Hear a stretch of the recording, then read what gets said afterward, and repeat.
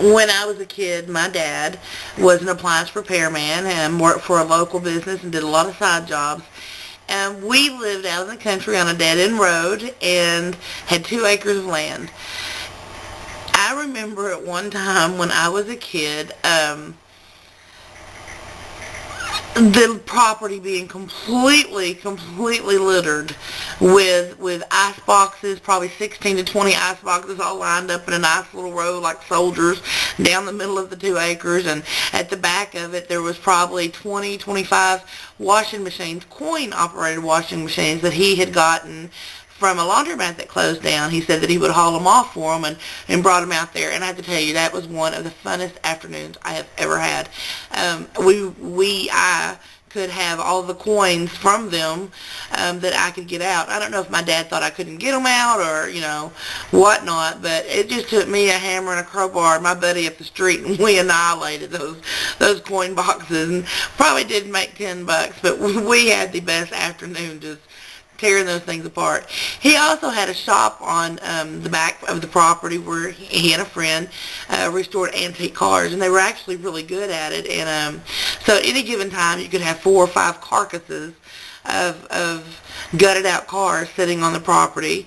You would have all kinds of washing machines, tumblers and dryers. I mean, just all kinds of things. Air conditioners, just all kinds of things at any given time.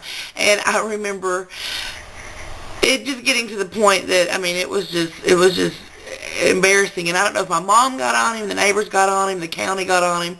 I don't know what happened, but I do remember waking up one morning and he was out on this huge bulldozer just digging holes, and spent the whole day doing that. And then he just pushed all the things into the holes and covered them up and pretended they had never been there.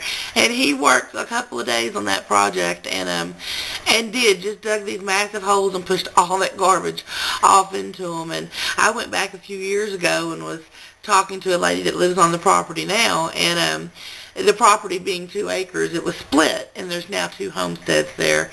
And the lady giggled and said there's been many times that they've tried to grow gardens, one of the 2 houses, and keep turning up debris and trash and things in the yard, and can't get anything to grow, so they finally gave up.